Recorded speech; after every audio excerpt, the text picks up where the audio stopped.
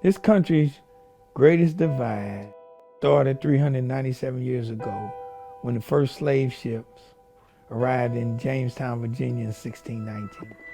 And this country has been trying to bridge that divide ever since. A new wave of racial tension in America has been ignited by a spate of police killings of African Americans. Many of them have been caught on camera. Ferguson is ground zero, where Michael Brown, a young unarmed black man, was shot dead by a white police officer 2 years ago. People in the area responded with anger and were confronted by a heavily armed police force.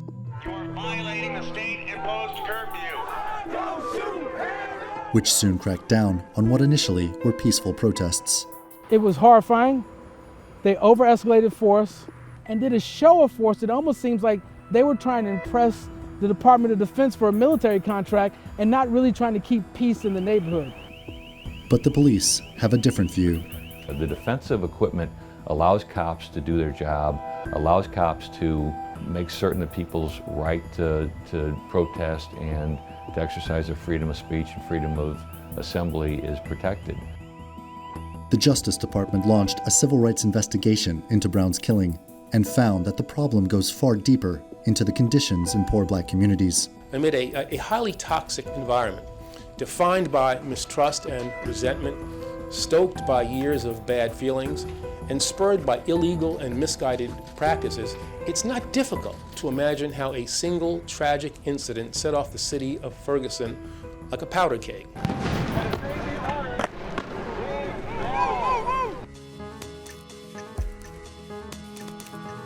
And what they discovered in Ferguson, you can find in any community that has the same sort of racial dichotomy, both race and socioeconomic.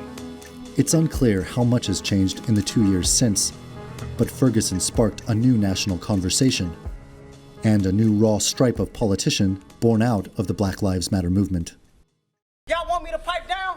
Well, try telling that to the parents of Oscar Grant, Eric Gordon, Sean Bell, and Mike Brown. See, they say this about race. The thing that motivated me was the fact that nobody ever looked like me ever came to my neighborhood, my community, and taught me how important local politics were. Bruce Franks is no stranger to battles. He entered the race for state representative of St. Louis's 78th district and beat the incumbent. Bruce Franks, state rep 78th district. We sent. Bruce Franks, we sent. Bruce Franks, we sent him. What are they doing for police community? He's now a shoo-in for the vote on November 8th.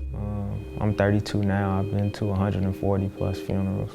After Mike Brown and protesting for so long and being out in the streets, we can bring all the awareness in the world, but at the end of the day, that the protesting is good, but it's just protest. Missouri was the last state to abolish slavery. It's just like a house. No matter how much you tidy up the house and fix the siding and fix the windows, it still has that foundation that's shaky. The racial tension ignited by the Michael Brown shooting and other shootings of young unarmed black men is driven by a number of factors. One is segregation. Another is poverty. The economic and physical divide between what are two different worlds can be seen in urban areas across the country.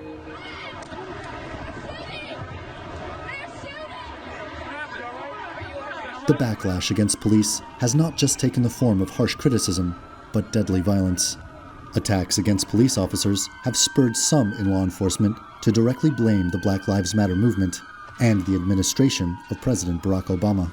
I regret that tweet. I don't think that helped the situation that we found ourselves in. It was a very emotional time. I was watching police officers dying on TV in Dallas when I tweeted that. To be fair and balanced, law enforcement is under attack in this country.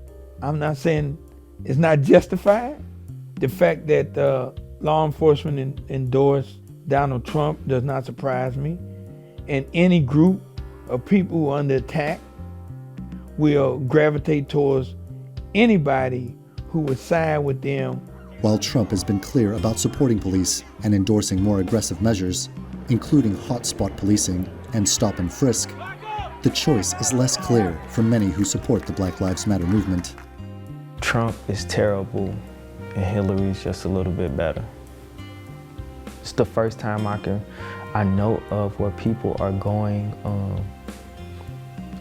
to the ballots to not vote for somebody.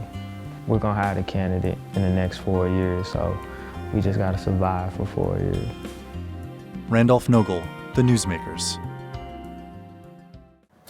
Well, joining me now from Los Angeles is an organizer and activist of the Black Lives Matter movement, Melina Abdullah. She's also a professor and chair of Pan-African Studies at California State University. Thanks so much for joining us, Ms. Abdullah.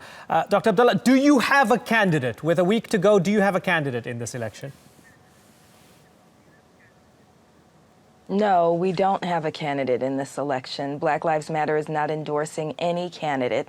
And I think it's very clear that when we look at the policies and proposals of both Donald Trump and Hillary Clinton, that we shouldn't choose either of those candidates. They're not representing our interests. Who would you vote for? Now that it's just the choice of two, would you go for Hillary Clinton begrudgingly as a lesser of two evils, as so many other Black Lives Matter activists have said so? Well, I think that it's important that we think about the structure of Black Lives Matter. So Black Lives Matter as a network. None of our organizers or leaders are endorsing any of the candidates. And it's also important that we begin to kind of think about whether or not the two-party system is the most beneficial system, especially for the most oppressed people of this country. So I think many of us are looking at third parties. We're looking at other items that are on the ballot. So here in California, there's some really important ballot measures that we'll be voting on.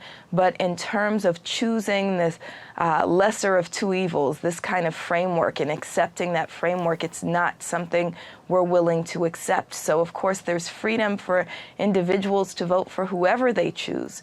But as a network, as an organization, we're not supporting either Hillary Clinton or Donald Trump.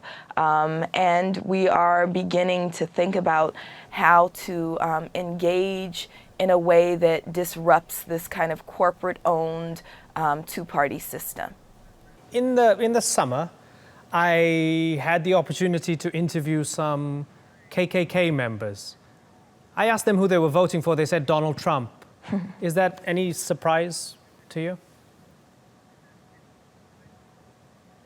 No, not at all. And I think that that is actually the scarier piece of this. So absolutely, Donald Trump is a very, very scary figure. His positions on things, his willingness to kind of speak in a very radically right, oppressive manner is problematic, but more problematic than that are the people who are willing to follow him. His supporters are more problematic than that. So what we're seeing is kind of him spurring up this right-wing frenzy that has become violent in rhetoric, but also is becoming very violent in behavior towards those who are saying, you know, this is a new wave of anti-lynching. That's what Black Lives Matter is. We are the new anti-lynching movement.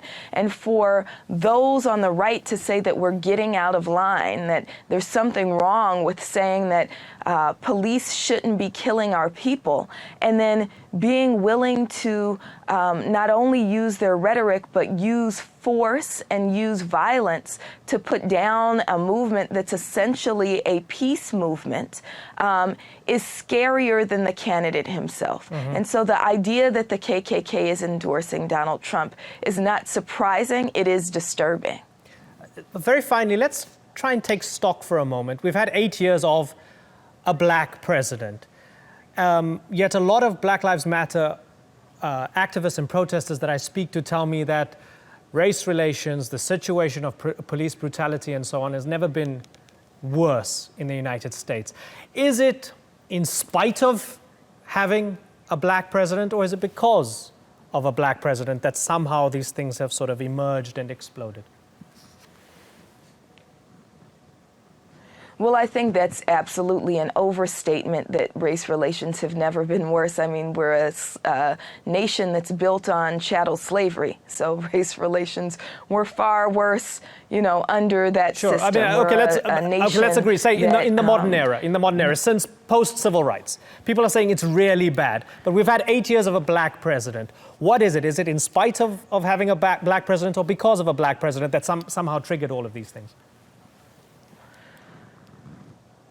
Well, I think that it's a combination. I think that absolutely the presence of a black president and the notion of a black person occupying the highest office in the land has kind of awakened the fears and the violence among those on the right. So it's not Barack Obama's policies, it's his very presence as a black man. Now, that was always beneath the surface anyway. So I don't think that he's to blame for it. I think that what's happening now is the kind of racism that was underlying what is the American political, economic, and social system is now revealing itself. So those of us who are black know that 8 years ago, we still had murders at the hands of the police. 8 years ago, our unemployment rate was still double that of everyone else. You know, so it's not that his presence has done it. It's not that his policies have done it. I think that the fears of the right, the fears of kind of white supremacist, white supremacy kind of in its truest sense have been awakened because of his presence in the presidency, his occupation of the presidency. Dr. Melina Abdullah, thank you very much for joining us.